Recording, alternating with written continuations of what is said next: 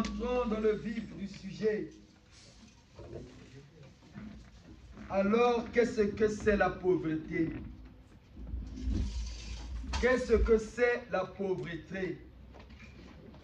La pauvreté est la situation d'une personne qui a toujours peu d'argent pour subsister et vivre en société. Ce n'est qu'un état d'être en société, mais irrémédiable, selon que les hommes font preuve d'une bonne volonté très ferme de changer leurs conditions de vie. L'évidence crée un cercle vicieux dans lequel l'homme se remet en doute de ce qu'il pense lui-même. Ainsi naît le manque de volonté et surtout le désintéressement en l'homme noir à l'épanouissement. D'où, nous les Noirs, nous devons faire preuve d'une vivacité réflexible dans le seul but de parfaire notre état d'être penseur en société. La pauvreté est un véritable obstacle à l'épanouissement de la pensée de l'homme en société, donc au développement en tant que facteur de production de la société qui est son milieu évolutif. Elle est dite obstacle dans la mesure où elle inhibe les facultés intelligibles de l'homme en société et en même temps le processus de la réflexion de l'activité psychique de l'homme. La pauvreté, en détruisant la réflexion, active l'activité mentale qui à coup sûr ne produit que des idées et actes irréfléchis. Et donc naissent en société des comportements inciviques et immoraux, comme le banditisme à outrance, le viol, le vol, la haine pour autrui, le tribalisme et par conséquent la mauvaise foi en société. D'où donc la nécessité et la priorité d'une bonne politique de société pour l'évolution du peuple. Sont là les principaux moyens de destruction première de l'état de pauvreté du peuple. La destruction de la pauvreté est la condition sine qua non à l'épanouissement de la pensée de l'être en société et donc à l'évolution du peuple. La pauvreté existe sous deux formes bien distinctes en l'homme en société. La pauvreté physique et la pauvreté mentale. Ces deux formes d'être de l'homme en société sont interdépendantes, l'une étant la conséquence de l'autre, c'est-à-dire la pauvreté physique inhibe l'activité psychique de l'homme et empêche la bonne évolution de sa pensée. D'où donc elle détruit la société. Ainsi, la pauvreté physique crée inexorablement la pauvreté mentale, c'est-à-dire la pauvreté mentale crée la pauvreté physique par destruction de l'activité psychique dite normale de l'homme et crée donc par la suite le non-développement de la société. La pauvreté mentale a pour source certains enseignements incompatibles à l'évolution de la société, tels que certains évangiles de la Bible, comme heureux les pauvres, car ils auront le royaume des cieux. Ce verset qui a été la pierre d'échappement de l'évolution de la pensée de l'homme colonisé a empêché l'homme noir de bien réfléchir et de développer son état d'être social. Un état d'être qui justifie justement en son sens le manque de développement de l'homme noir en société. C'est pourquoi l'homme noir trouve normal que pour travailler dans certains travaux comme mécanicien, électricien, jardinier, sculpteur, il doit porter des habits sales et déchiquetés. Il n'est point rare de constater que nombre des cadres noirs bien habillés en costume très souvent portent dans leurs chaussures de chaussettes trouées avec quelques doigts dehors, pour ne pas dire les 5. Nous vous disons vrai. On avait vu un collègue au boulot, nous avait montré une photo. d'un chef d'État africain. Une photo d'un président. Hein. Il avait fait l'erreur de lever sa chaussure et on lui avait pris la photo. Les chaussettes étaient trouées. Le président Museveni de l'Ouganda. On va demander chez le collègue s'il a encore la photo, de nous balancer ça. Le chef de l'État, en costume bien, chaussettes trouées. C'est monnaie courante. Ce sont des signes qui attirent la pauvreté.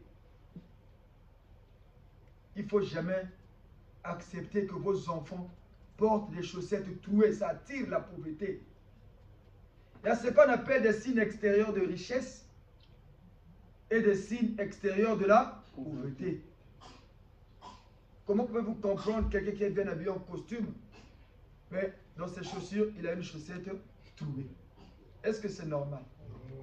Mais quand on trouve ça chez un chef d'État, ça reflète la pensée de son peuple. Les Blancs nous jugent par rapport à nos chefs d'État, dans leur comportement. Même si quand ils arrivent en Occident, ils friment. Les Blancs nous jugent par rapport à eux. Quand un chef d'État n'arrive pas à développer son pays, il vient cacher son argent dans les pays occidentaux. Le Blanc, lui, il est content. Hein? Ça lui profite.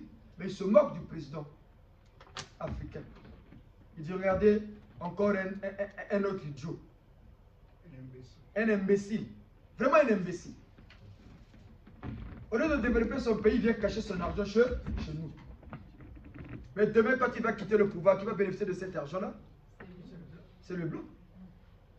Même ça, nos présidents ne réfléchissent pas à ça. Mais ils aiment filmer. Regardez un chef d'État. On va demander à ce collègue-là au travail. On a vu la photo, c'est pas... Oh, on nous a dit non. Voilà pourquoi ces chefs d'État-là maintiennent le peuple affamé. Ils font exprès de maintenir le peuple dans la pauvreté pour que le peuple ne réfléchisse plus. On dit votre affamé n'a point d'oreille. Quand quelqu'un n'a pas à manger, est-ce qu'il va encore penser à autre chose? Moi j'ai 5 enfants à la maison. Je me réveille à 6 heures, je sais que je n'ai même pas 100 francs. Même pas 10 euros. Je vais penser à quoi? Comment faire pour trouver 1000 francs pour nourrir mes enfants, non? Est-ce que je vais encore penser au problème du pays? C'est par là que les chefs d'État africains font diversion.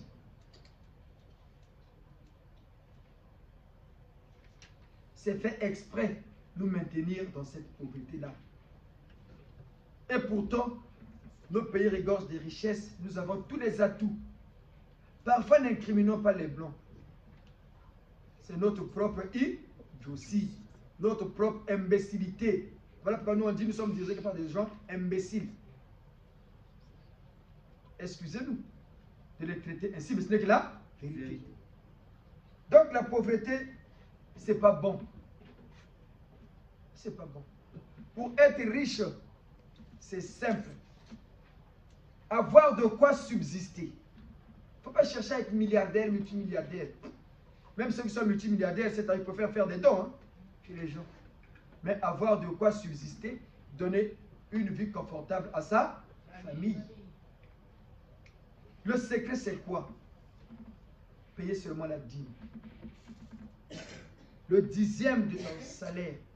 Mais comment payer la dîme comme c'est papa et maman qui sont ici, les Tatansari à Jean-Baptiste, Tatansana Jean Bourdin, maman Misenge Dorine, papa Ronchi Timba, papa Kiyindu Sosten, maman Bemba Banduzi Anne, maman Dela Emma, maman Tumba Véronique, maman Luzoro Schmidt, maman Bakekolo Inès, Tata Sage, Malonga Modeste, et nous-mêmes Tata Mankesi, nous payons notre dîme. Et quand tu payes ta dîme, ne prends pas l'argent, va te donner directement. Non. Quand tu reçois ta paye, ne te précipite pas à dépenser. Enlève le 10e d'abord. On a la fiche de paye, non? Tu te bases sur le net à payer. Il y a des mois, il y a des primes, il y a des mois où tu étais absent. Le salaire, parfois, ça fait des yo-yo. Hein? Tu enlèves le 10e. Tu prends, il faut avoir un endroit dans ta maison là où tu pries. ce que les gens appellent hôtel. Non, ce n'est pas hôtel. Sanctuaire. C'est un endroit où tu vas, tu donnes rendez-vous à tes entités auxquelles tu as eu une dévotion. Tu appelles tes ancêtres, tes grands-parents. Voilà pourquoi vous avez remarqué, dans chaque famille, il y avait toujours un qui était un grand commerçant. Vous l'appelez. C'était lui qui détenait la bourse ou le trésor de votre famille. Vous l'appelez, tu prends ton argent, comme le papa là qui a amené sa dîme, regardez, dîme. Tu prends ton argent, tu poses sur ton sanctuaire. Tu appelles tes entités, venez, parce que c'est eux qui t'aident quand tu vas au travail. Quand tu vas travailler, c'est eux qui t'accompagnent, qui te protègent. Au nom de Dieu, il y avait le Créateur. Parce que Dieu, pour t'aider, il passe que par vos propres ancêtres. C'est ce que le noir ne sait. Ils sont toujours là au nom de Jésus, au nom de Jésus. Oui, Jésus, c'est vrai. Mais est-ce que tout le monde a le droit d'aller voir le chef? Non. Donc, c'est d'abord nos ancêtres là. Ça passe par eux.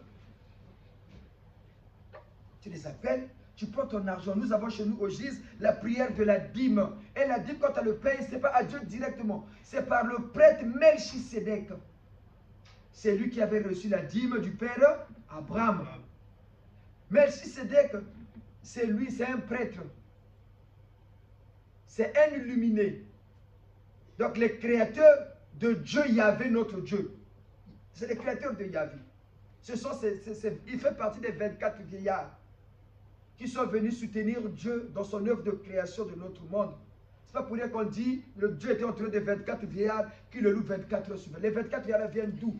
Ce sont parmi les illuminés les 24 vieillards qu'on avait choisis pour aller le conseiller. Et Melchisédek faisait partie de ces 24 vieillards. Il est venu sur terre pour préparer le sacerdoce du Seigneur Jésus-Christ de Nazareth. Voilà pourquoi l'Église catholique romaine, qui avait compris la prière, consacre ses prêtres selon l'ordre de Melchisédek. Il n'y a que l'Église catholique qui sait consacrer ses prêtres. Parce qu'il les consacre selon l'ordre de Melchisédek. Et Melchisédek était venu sur terre pour préparer le sacerdoce de Jésus. Et c'est lui, en tant qu'autorité ecclésiastique, en ce temps-là, qui reçut la dîme du Père Abraham au nom de Dieu, Yahvé. Et quand il a reçu la dîme d'Abraham, il a fait une prière à Dieu en faveur d'Abraham. Voilà pourquoi Dieu avait dit à Abraham, tu deviens le père des croyants. Tous ceux qui vont croire à cette pratique de la dîme seront ta descendance. Voilà pourquoi Dieu avait béni Abraham. Mais les églises n'expliquent pas ça. Ils vous disent seulement venez payer la dîme. Tu prends ton argent, tu mets là, tu pries, tu laisses ton argent là. Le lendemain, avant d'aller donner chez le prêtre ou l'autorité là où tu vas aller payer ta dîme, tu dis bon, aujourd'hui j'amène mon argent, je vais aller payer ta dîme. Va donner, que le pasteur là bouffe cet argent là. Vous allez voir ce qui va lui arriver. N'allez jamais donner comme ça. Et comme le dixième, tu le prends de ton salaire, ça, le sorcier pour te rendre pauvre, il crée des situations qui deviennent normales. C'est-à-dire, il peut arriver, quand la fin du mois arrive, tes enfants sont souvent malades. Tu fais que payer des ordres. Il y a toujours des situations où on met quelqu'un qui devient malade, une maladie incurable. Vous êtes obligé de le traiter tout le temps. Et ton argent ne va que là, dedans. Ça devient un cercle vicieux. Toi, tu ne sais pas.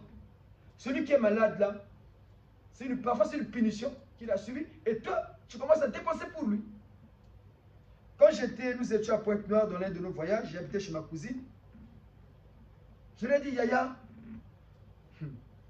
si tu comprends parce que moi je vais te dire, là, tu vas finir pauvre.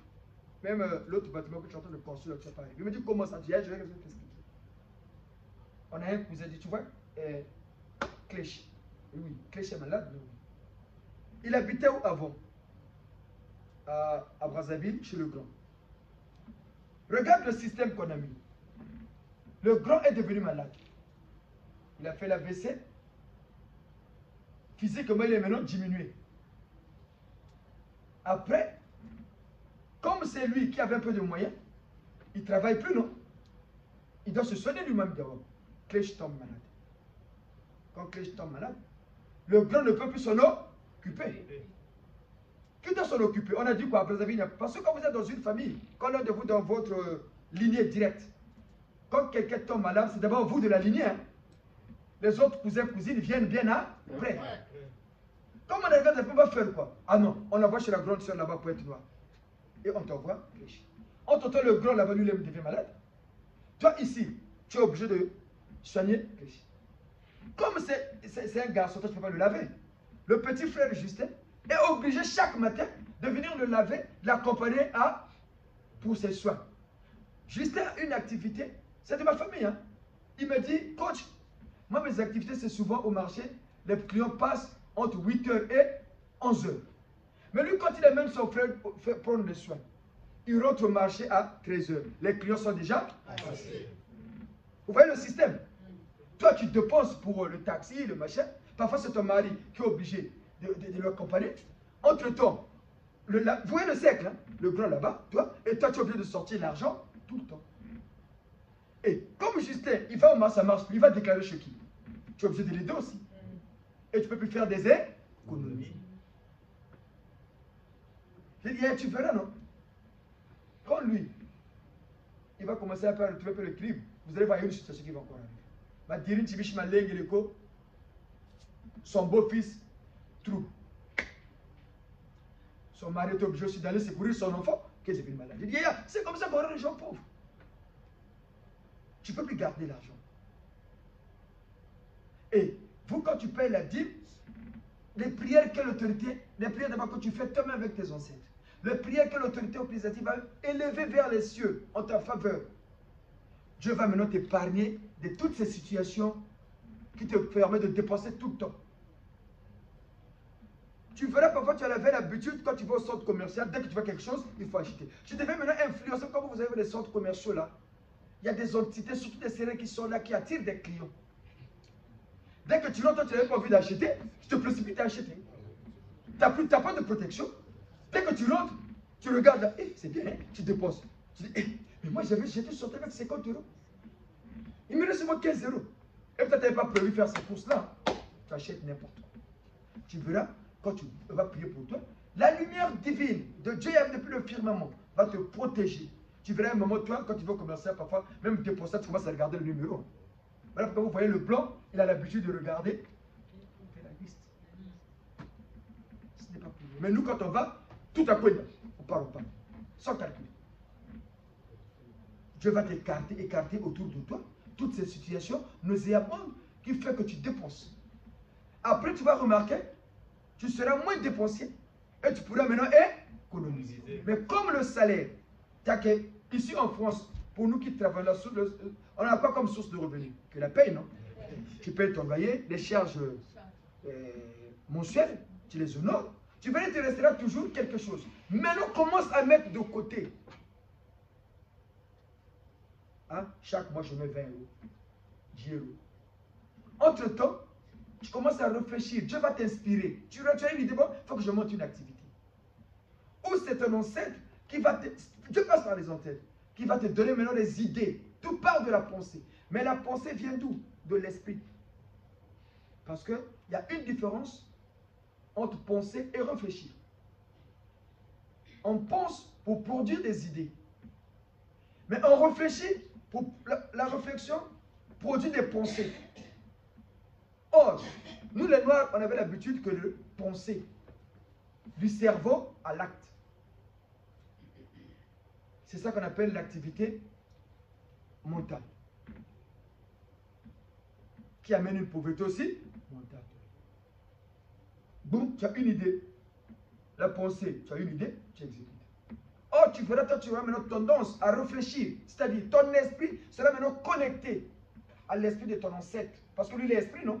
Chacun de nous, on a vos esprits, chacun de nous a un esprit, non? Oui. Ton ancêtre ou l'entité que Dieu va mettre derrière va maintenant influencer ton esprit. Il va lui donner, injecter des idées. Et l'esprit va maintenant transmettre à ton cerveau. Et le cerveau suscite maintenant les idées par la logique. C'est des actes réfléchis maintenant. Tu as maintenant une bonne idée. Ah, je vais faire ça. Mais Dieu va toujours te révéler la personne avec qui tu vas composer. C'est un processus. Et tu vas commencer une petite activité rien qu'avec 5 000. Et ça va commencer à prospérer. Ça va commencer. Mais la source de l'argent que tu as commencé l'activité vient d'où? De ta paye. C'est comme ça que Dieu bénit. Mais dans vos églises mortes, on vous dira seulement, payez la dîme. Voilà pourquoi ils payent la dîme, ils sont toujours pauvres. Mais le pasteur bien habillé, sa femme au voyage, dans de belles voitures. Mais vous là, même les chaussures là, talons, en pente. Parce qu'on ne leur explique pas ce processus-là. La deuxième chose, pour chasser la pauvreté, il ne faut jamais froisser l'argent. L'argent, c'est une entité. Vous allez prendre les billets de banque, que ce soit 50 euros, 100 euros, 10 euros, 5 euros, que ce soit les dollars, les euros, les francs CFA. Quand vous allez lever, comme vous allez voir, il y a toujours la tête d'une personne. Non. L'argent, c'est une entité. Quand tu le froisses, l'argent te fuit parce que tu lui manques du respect. Voilà pourquoi vous allez remarquer, les blancs qui avaient compris ça, ils ont toujours des portefeuilles, ils mettent toujours l'argent bien rangé. Vous comprenez? Mais quand toi, tu froisses l'argent, tu mets dans la poche, l'argent va te fuir. Il va me dire, non, est-ce que si quelqu'un te manque du respect, tu vas l'aimer? Il va dire, mais lui me manque du respect. L'argent va te fuir. Mais lui, il fonctionnait bien. Mais oui, mais il manque du respect à l'argent. L'argent n'aime pas le bruit. Voilà, vous allez remarquer même les banques en France, dans un quartier, la banque, l'agence, c'est tout dans un quartier chaud. Mais quand tu rentres à l'intérieur de l'agence, c'est calme. Parce que l'argent n'aime pas du bruit. L'argent n'aime pas le bruit. Dès que dans la maison, vous commencez à vous discuter de problèmes de l'argent avec madame, l'argent va vous fuir. Ça, c'est automatique. Les noirs ne savent pas ça. Regardez seulement au distributeur, quand vous faites un retail, l'argent sort comment? C'est bien classé, hein? Bien ordonné. Ce n'est pas pour rien. Donc, respectez l'argent. L'argent, c'est une nécessité. Et c'est comme ça qu'on devient riche. Tu crées ton activité. Et ton activité aussi, ça te ramène 20 fois de bénéfices. Ouvre aussi, paye aussi la dîme maintenant pour cette activité-là. Voilà pourquoi vous voyez les grandes entreprises ici en France, payent leur dîme. Voilà pourquoi ça prospère. Comme ils ont compris, il faut donner pour recevoir. Voilà pourquoi ici, il y a le 13e mois, parfois prime de participation au bénéfice de l'entreprise. Quand le patron donne aux employés, les employés sont contents, non? Et la société prospère.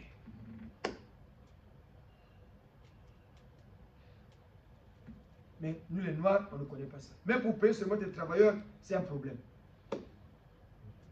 Après tu vas dire, oh, moi je suis un homme d'affaires. Tu n'es pas un homme d'affaires, tu es un bricoleur. Un débrouillard, un homme d'affaires, c'est celui qui sait comment gérer d'abord ses employés, il les respecte. Il leur donne des primes, parfois seulement des sommes, mais ça fait plaisir. Ah, ce mois-ci, on nous a donné quand même 800 euros prime de participation. C'est pas bien ça? Parfois, il nous dit, la dernière fois, nous avons 2000 euros chez nous. On était contents. On a mis 500, 1600, il n'y a pas de 3000. Paye aussi ta dîme, 360 euros. Voilà pourquoi le blanc, quand les employés sont contents, Dieu les bénit encore cette entreprise-là. Voilà pourquoi les entreprises européennes sont pérennes. Mais nous, les Noirs, on ne connaît pas. Voilà pourquoi toutes les entreprises qu'on avait ont fait faillite. Parce que ceux qui étaient à la tête, qui dirigeaient ces entreprises-là, ne connaissaient pas ces secrets-là. Spirituellement, ils étaient faibles. Parfois, c'est seulement l'employé, le planton, qui domine le chef la nuit. Et quand toi, tu fais des bêtises au travail, le chef a peur de te sanctionner. Parce qu'il sait que la nuit, il aura des problèmes. Mais chez les Blancs, celui qui devient chef est membre d'une loge. Et il sait comment prier pour maîtriser. Voilà pourquoi dans des entreprises, dès que le chef arrive, tout le monde panique.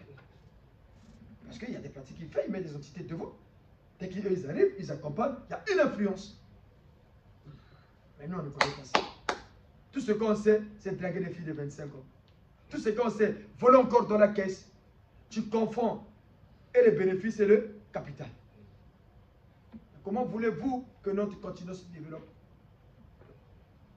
Si ces notions-là, nous ne connaissons pas ça, comment voulez-vous que nos pays d'Afrique noire se développent? Voilà pourquoi toutes les entreprises qu'on avait, par exemple, au Congo, SC Cayenne, Ulika, FPA, MAB, Kintsundi, Sotesco, c'est tombé en ruine. Ikea. Récemment, Ikea. Parce que les gens ne connaissent pas. C'est Béaba là. Mais ils sont là, la Bible même. Ngana bala Yesu. Ngana bala Yesu. Tu vois, parce que tu as la Bible même, tu connais. Pour connaître certaines vérités, il faut parfois s'affranchir de la Bible. La vérité, tu peux le trouver aussi sur les écrits qu'on met quand tu passes dans la rue. Voilà pourquoi vous voyez dans les rues, ici en France, quand tu passes, on dit bien, rue par exemple, Nobel, on te dit, il était physicien, il était médecin. Vous n'avez jamais vu ça ici? Bien sûr. Donc, le peu ne faut pas des choses n'importe comment. Mais comme nous, on ne connaît pas ça, c'est difficile, très très difficile, que nos pays, que notre continent se développe.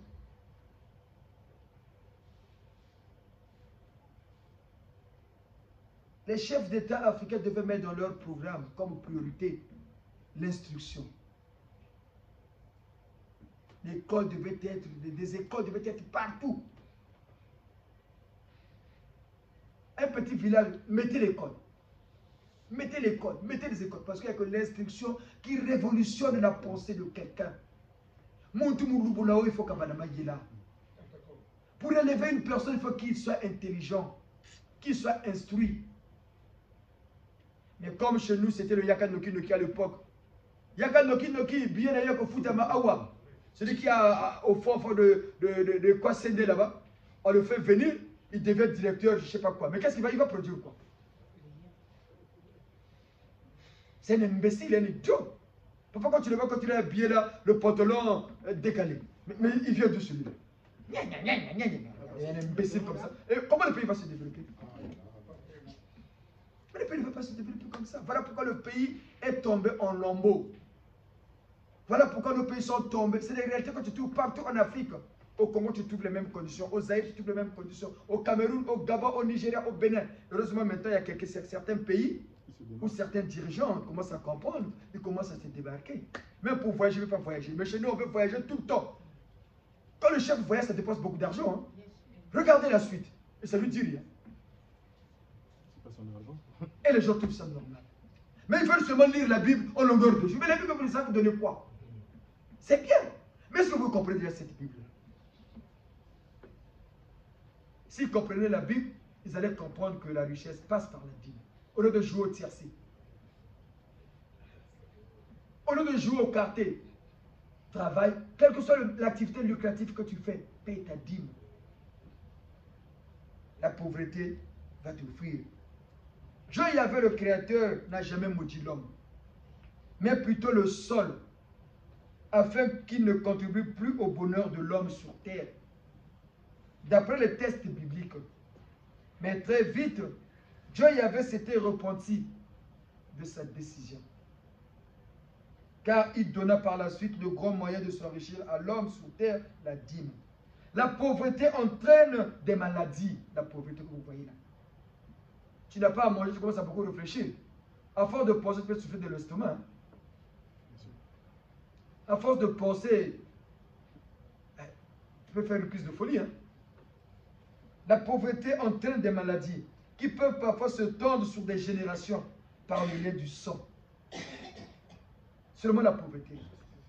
Elle déprime, elle ternit le rayonnement de l'être en société et limite donc son rayonnement d'influence. La pauvreté que vous voyez là. Voilà pourquoi vous voyez chez nous en Afrique, ceux qui sont pauvres, le visage comme quelqu'un qui a Koufaloui. Il est là, gringalé là. La beauté est partie. Parce qu'il n'a pas à manger. Mais comment tu vas influencer? Mais je peux pas influencer quelqu'un dans cet état.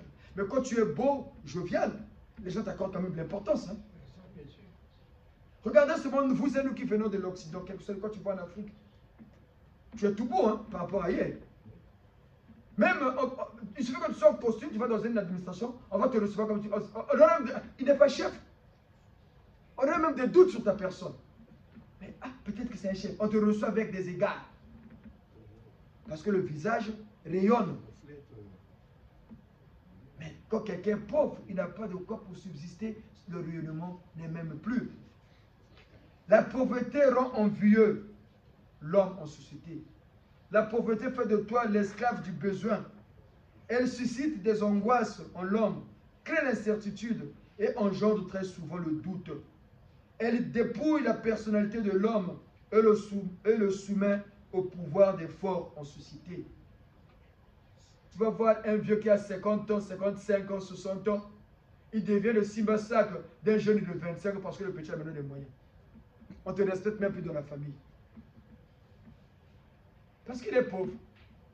Et tu vas voir, il est go là, gaillard, zéro. Chaque matin, il se lève seulement avec le fiche pour suivre les gens. Papa Binsango a fait quoi? Il fait des fiches là. Il a fait quoi? Et il va rentrer chez le petit qui a 15 ans. Oh, j'ai vu le vieux là. Il a fait ça, il a fait ça. On lui donne 10 000 fois, il est content. Il rentre à la maison. Parce que tout ça, c'est la pauvreté. Tout ça, c'est la pauvreté qui pousse les gens à être comme ça.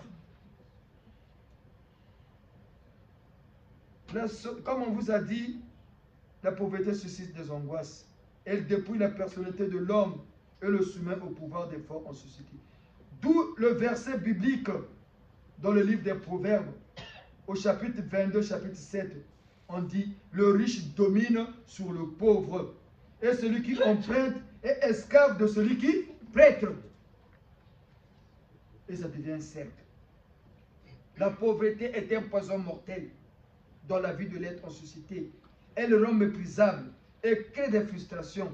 Elle prive l'homme de toute satisfaction. Et le dépouille même du strict minimum nécessaire en société. La pauvreté rend des gens nerveux, tendus et agressifs. Tu vas voir même une nuit enfant, papa, quand tu es à plat. L'enfant est sur le dans le cul là. Parce que papa est à plat. Il est en train de madame, chérie, papa est. Ah, n'est-ce pas? Tu n'as même pas écouté ce que madame veut te dire. Comme tu es à plat, tu deviens agressif. Surtout quand il y a eu trop de prélèvements sur ton corps, là, tu te retrouves. Ça te rend nerveux. Hein? Nato vient là. Papa, tu peux me. Ah! Vrai ou faux? Oui. Madame vient, il va te dire que, mais chérie, viens manger. Il va te dire, chérie, viens à la table un peu. Ah! Mais j'avais dit que tu avais fait, non? Tout ça, c'est la pauvreté qui pousse les gens à avoir des comportements comme ça. La pauvreté, ce n'est pas bien. Chassons la pauvreté de nos vies. Comment? Ayant seulement la digne. Si vous êtes, voilà pourquoi on vous dit, il n'y a que 2 personnes sur terre que Dieu a mis pour conduire le peuple. Le chef de l'État et les hommes de Dieu. Si vous avez un bon chef d'État qui a la crainte de Dieu, un homme de Dieu qui a la crainte de Dieu, vous allez vous développer. Vous allez partir loin. Voilà pourquoi les Blancs sont partis, parce qu'ils avaient, avant, ils avaient des bons hommes de Dieu. Pas des escrocs d'aujourd'hui. Voilà pourquoi à l'époque au Congo, on avait des bons hommes de Dieu comme les 5 cardinals Yenda, les Tatankungu, les Labé Badila, les Labé Vindu. Pas des prêtres d'aujourd'hui qui te finissent cette ngok, dingok, le gars de journée. Katina Wawo na Soutana, les Jibakane Kumpiro. Parce que quand tu fais ça, Dieu enlève ce qu'il a mis en toi. Les gens pensent que quand ils disent que c'est Dieu qui donne et c'est Dieu qui répond, c'est par rapport à la mort. Non. Vous pensez que toutes les morts, c'est Dieu qui veut? Vous pensez vraiment que toutes les morts, c'est Dieu qui veut? Est-ce que Dieu sera d'accord que nous, Tata Mankessi, on est père de 6 enfants. Ma dernière fille n'a que 3 ans. Que je meurs aujourd'hui? Mais si moi je meurs, mes enfants deviennent une charge pour les autres, non? Quand le papa lui-même est là, qu'il soit, quel que soit son état, il prend soin de ses enfants. Toi aussi, ça te décharge. Maintenant, moi je meurs. Mais les enfants vont embêter qui? Mes frères et soeurs, mes cousins et tantes. Parfois, ils n'ont aussi personne. Vie payée? Oui. Et vous vous dites, oh non, c'est Dieu qui donne. Non. Dieu donne l'onction.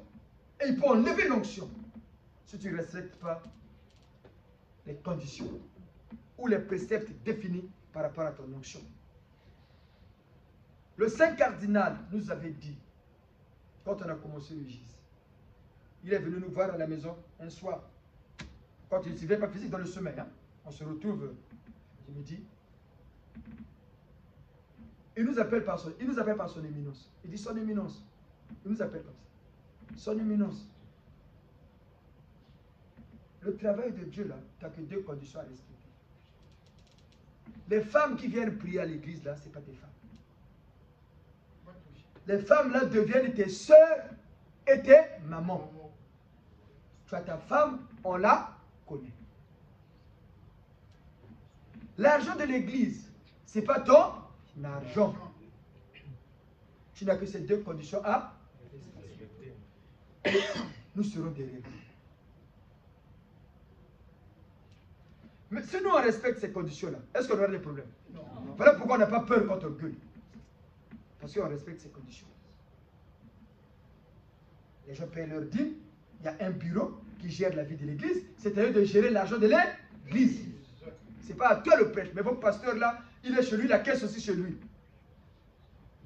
Comment tu veux que Dieu te bénisse? Mais voilà pourquoi ils sont obligés d'aller chercher les gris-gris pour entretenir un peu cette flamme qu'ils avaient au départ. Sinon les adeptes vont fuir.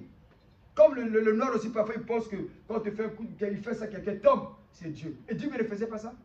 Si. Est-ce que Dieu était pasteur? Non. Et Dieu le quartier Rosaï, il donnait un coup de tête dans le vide, quelqu'un tombait, non? Bien sûr. Les pasteurs font ça, les gens sont contents. Mais ça, ce n'est pas le miracle de Dieu. Le miracle de Dieu, c'est régler des vrais problèmes spirituels des gens. Ce n'est pas tu fais une grimace, quelqu'un tombe là. Non.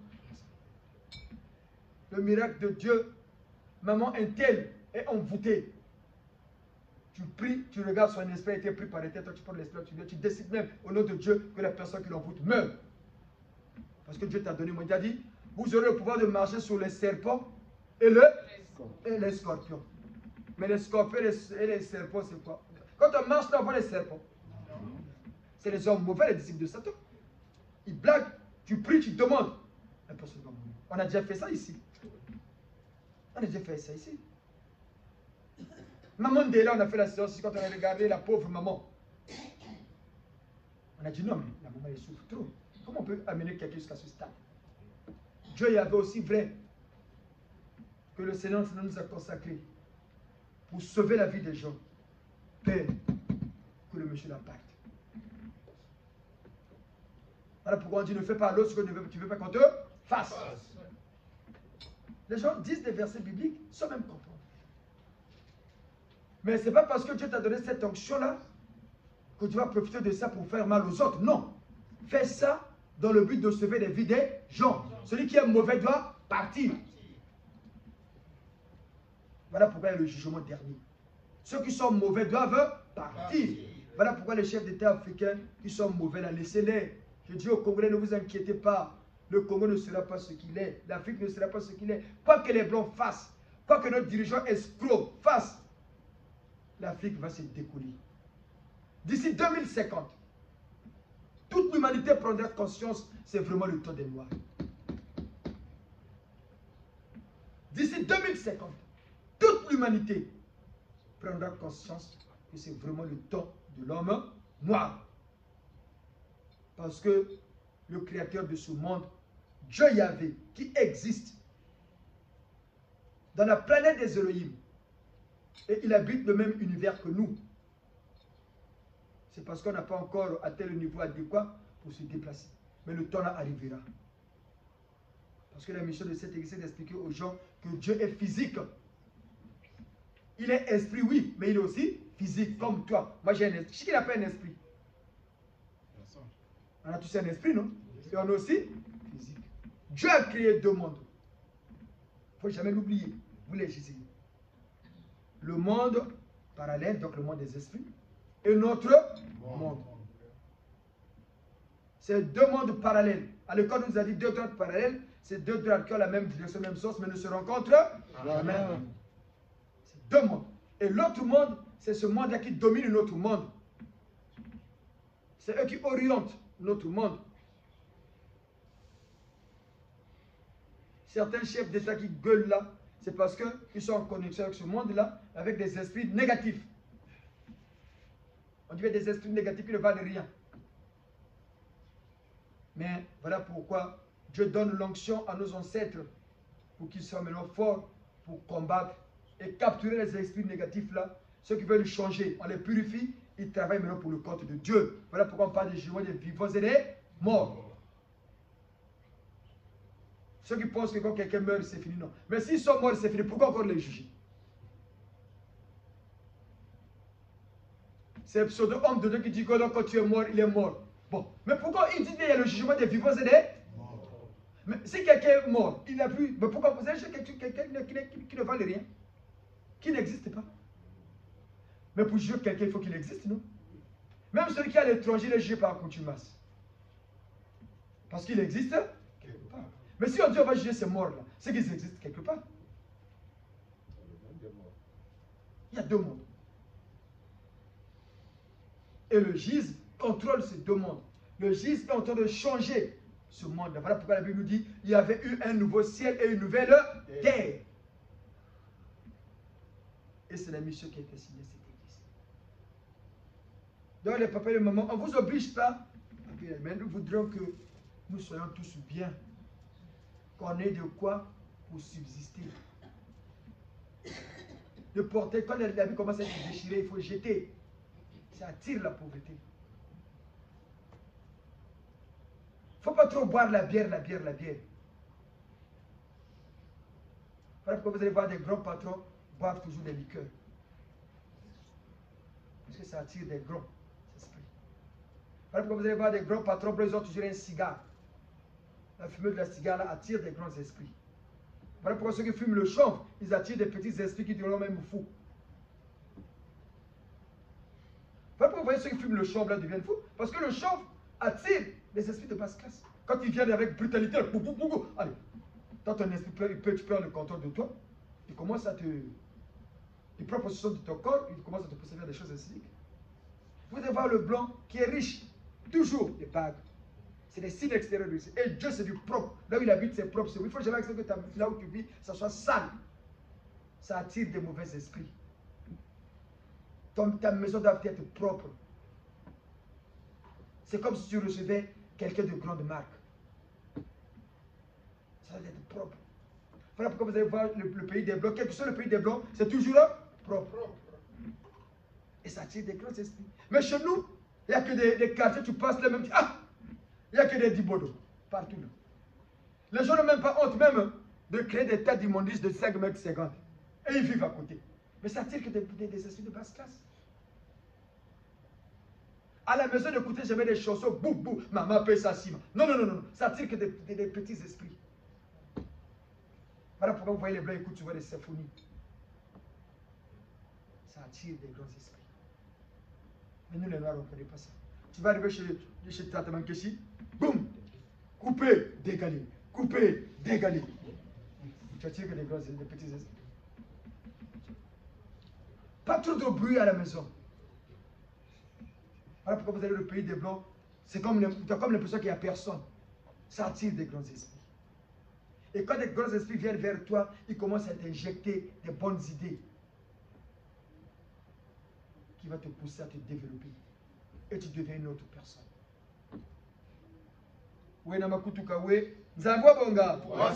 Ainsi s'achève notre exhortation de ce jour sur la pauvreté, qui n'est que la conséquence plus qu'immédiate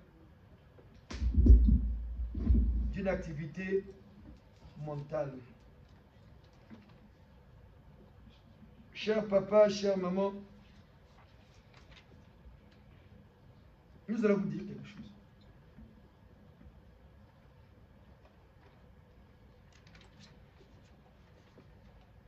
Pourquoi les Blancs n'ont pas peur de mentir au nom de Dieu?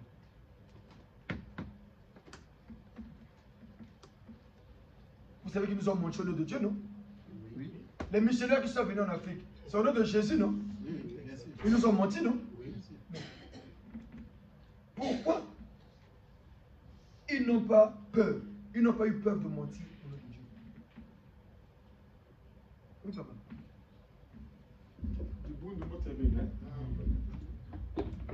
À ce que je sache, moi, personnellement, on ne manque quelqu'un qui est bête, ou qui n'est pas intelligent, ou qui ne...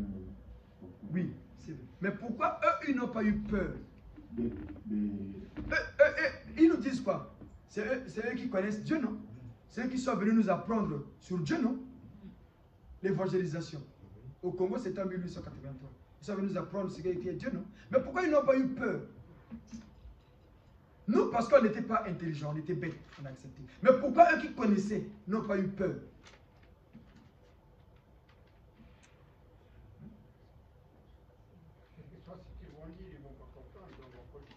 Mais en réalité, parce qu'ils ne connaissent pas Dieu. Ils ne connaissent pas qui est Dieu. Vous ne voyez pas le vrai Dieu? Non, en réalité, ils ne connaissent pas qui est Dieu. C'est ça la réponse. Parce que s'ils connaissaient vraiment Dieu, puisqu'ils prétendent que c'est eux, c'est par eux que nous, les peuples colonisés, avons fait la vraie connaissance de Dieu et avec le Créateur de toutes choses. Si réellement les Blancs eux-mêmes connaissaient effectivement bien Dieu, comment et pourquoi n'ont-ils pas eu peur, cette crainte de Dieu en montant en son nom pour nous assujettir? Pourquoi n'ont-ils pas eu peur de mentir au nom de Dieu? Si réellement ils connaissaient Dieu le Créateur. S'ils connaissaient Dieu le Créateur, quel est le nom de Dieu de leurs ancêtres? S'ils connaissaient vraiment Dieu, ils devaient connaître le Dieu de leurs ancêtres. Nous, on connaît le Dieu de nos ancêtres, non? Oui. Nzamia Pongutu. Si tu vas chez les Béninois, tu leur demandes, vous les Béninois, quel est le nom de Dieu de vos ancêtres? Ils diraient Maofumi. Quand tu vas chez les Arabes, c'est quoi le nom de Dieu de vos ancêtres? C'est Allah. Quand tu vas aller chez les Asiatiques, c'est quoi le nom de votre Dieu? Vishnu. Guru Brahma, Guru Vishnu. C'est le nom que Dieu a révélé à eux. Mais les Blancs, c'est parce que leurs ancêtres ne connaissaient pas Dieu. Voilà pourquoi ils se sont appropriés le nom de Jésus. Ils parlent plus de Jésus que de Dieu. Il y avait le Créateur lui-même. Voilà pourquoi Dieu, il dit toujours Dieu, Dieu. Les Français disent Dieu. Les Anglais disent God, qui signifie seulement Dieu. Dieu. Les Russes disent Bod, qui signifie seulement Dieu. On vous a dit, si Dieu veut seulement dire divinité au-dessus de soi-même. C'est tout. C'est un adjectif qualificatif. Dieu Yahvé, c'est un Dieu parmi les dieux. Et il est au-dessus de tous les dieux. C'est hiérarchisé. Même nos ancêtres, là, qu'on appelait ils sont devenus de Dieu. Parce qu'ils ont une force qui dépasse le nôtre, qui peut nous aider à avancer. Aujourd'hui, si moi j'ai faim, j'ai même pas 50 ans pour acheter du yaourt à mes enfants. Ah, les enfants pleurent là, il n'y a pas de jus. C'est ta côte qui s'emmène là. Ah, papa, moi à la maison, il me donne 20 euros. Il ne devait pas comme un Dieu pour moi. On lui dit de, oh, vraiment, tu es un bon Dieu. On ne dit pas ça souvent. Parce qu'on dit des choses à la volée, parfois sans comprendre. Dieu, c'est seulement une force qui est au-dessus de soi. Dieu, le mot Dieu là, c'est seulement un concept. Un jour, on va vous expliquer ça. C'est seulement un concept. Parce que les gens ne connaissaient pas vraiment le nom de Dieu. Ils dire, on l'appelle Dieu. Certains extraterrestres qui nous visitent au GIZ, quand nous on dit Dieu, se dit, mais Dieu c'est quoi? Dieu est comme vous dites Dieu, Dieu. Non, c'est le Créateur. Il faut dire Dieu Yahvé. D'où nous on dit Dieu Yahvé. Le Père Créateur. On précise Dieu Yahvé. Voilà pourquoi les chrétiens, quand ils disent Jésus c'est un Dieu, ils ont raison. Parce que c'est une force au-dessus de soi. Mais comme les musulmans se le connaissent parce que c'est Dieu, ils disent non, Jésus n'est pas Dieu. Parce qu'eux tous se connaissent parce que c'est le chrétien qui dit Jésus est Dieu. N'arrive pas à expliquer pourquoi il dit Jésus est Dieu. Le musulman aussi qui dit non, Jésus n'est pas Dieu, il connaît pas ce que veut dire Dieu, et les papes, les deux ne se comprennent pas. Voilà pourquoi dans l'avenir, on ne parlera plus de Dieu, on dira seulement le Père Créateur. Ainsi soit-il. Ainsi soit-il.